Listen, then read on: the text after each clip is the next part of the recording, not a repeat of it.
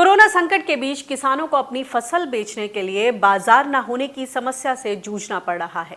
लेकिन सरकारें इस समस्या से निपटने के लिए व्यापारियों को निजी मंडी लगाने और उसे मंडी समिति और बोर्ड के नियंत्रण से मुक्त करने के कदम उठा रही हैं।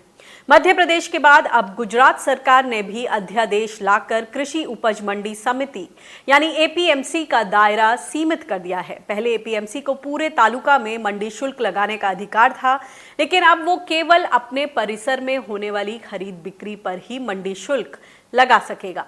जानकार सरकारों के इस कदम को मंडी व्यवस्था का निजीकरण बता रहे हैं, क्योंकि निजी स्थान पर चलने वाले कोल्ड स्टोरेज और वेयर हाउस निजी मंडी में बदल जाएंगे। इससे खरीद बिक्री पर सरकार की निगरानी घटने और इससे किसानों के साथ धांधली बढ़ने की आशंका जताई जा रही है। इसके अलावा मंडी व्यवस्था में बिचौलियों की संख्या बढ़ने, फसलों का मनमाना दाम लगाने और विवाद होने की सूरत में किसान का पक्ष कमजोर रहने जैसे जोखिम भी देखे जा रहे हैं। हालांकि सरकारें इससे किसानों को बेहतर और प्रतियोगी बाजार मिलने के दावे कर रही है।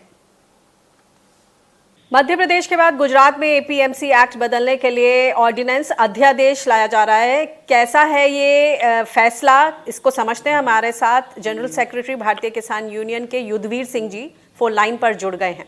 युद्धवीर जी, इसको आप किस तरह से देखते हैं? क्या ये किसानों के हक में रहेगा?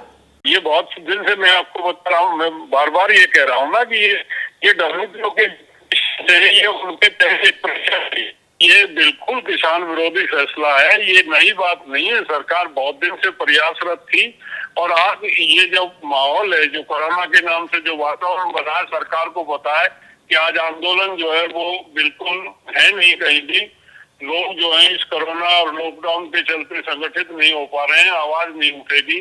और ये इन्होंने उचित मौका तलाश करके किसान को वो जो प्राइवेटाइजेशन का दौर है उसकी तरफ धकेलने का प्रयास कर रहे हैं। मंडी एक्ट के बगैर किसान जिंदा नहीं रह पाए। लेकिन सरकार का तो तर्क है कि ज्यादा बायर्स मिलेंगे किसानों को, किसान सीधे ग्राहकों तक अपनी फसल पहुंचा पाएंगे और उनका जो दायरा है वो बढ़ जाएगा। मैं आपको अभी बता रहा हूँ, इस लॉकडाउन के टाइम में मंडियों में खरीद शुरू नहीं हुई है और अभी जो भी चीज खरीदी गई है, अभी जैसे चना आया था, सरसों आई थी, गेहूं आया था, जौ आया था, जितनी फसलें भी आई हैं वो मार्केट मंडी बंद होने की वजह से 1000-1200 रुपए प्रति क्विंटल एमएसपी से नीचे खरीदी गई है।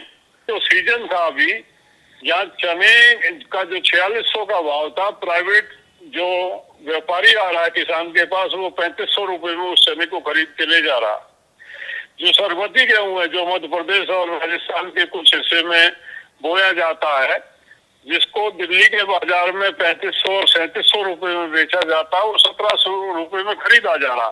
ये जीता जागता उदाहरण है, क्योंकि कोई कंट्रोल है नहीं। व्यापारी सीधा आ रहा है, किसान को दिख रहा है कि मंडी बंद है, वो मजबूरी में उसको बेच रहा। तो हम मंडी एक्ट में ही जो चीजें निहित हैं, जो किसानों को सुरक्षा प्रदान करती हैं, हम उन्हीं को क्यों नहीं सशक्त करते, बजाय कि हम नया अध्यादेश लाकर प्राइवेट ट्रेडर्स के हाथ में इसका संचालन दे दें? मैंने आपको बताया, हमारा जो आंदोलन था, जो पिछले वर्ष हमने किसान आंदोलन किया था, उसमें हमने सरकार को ये कहा था कि सब की तरफ ना जाके सरकार को इस मंडी एक्ट में वो अमेंडमेंट जो किसान हित में है वो करने चाहिए। किसान को उसकी लागत का लाभकारी मूल्य मिले। उसमें जो खामियां हैं हमने सुझाव दिया था, मैंने पहले भी आपको बताया कि आड़ती को बंद किया जाए, तो वो एक तय कीमत से बोली शुरू न करे, तभी किसान उत्पादन है उसको उचित मूल्य पे बेच पाएगा, 2 पैसे उसको बचत होगी, वो अपने परिवार को पाल पाएगा।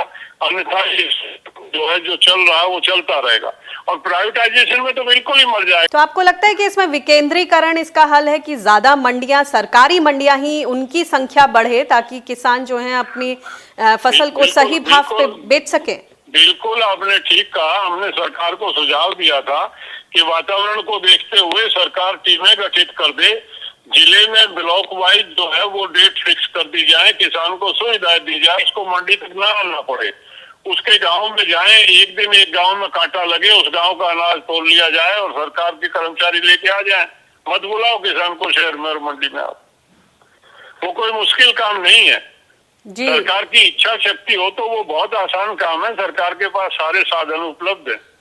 जी, बहुत बहुत शुक्रिया इस जानकारी के लिए। तो हम उम्मीद करते हैं कि जिस तरह से ये नमस्कार। अध्यादेश लाकर बदलाव किए जा रहे हैं मंडी एक्ट में, वो कहीं ना कहीं जानकारों का कहना है कि किसानों के हक में लिया गया फैसला नहीं है। धन्यवाद इस बातचीत के लिए।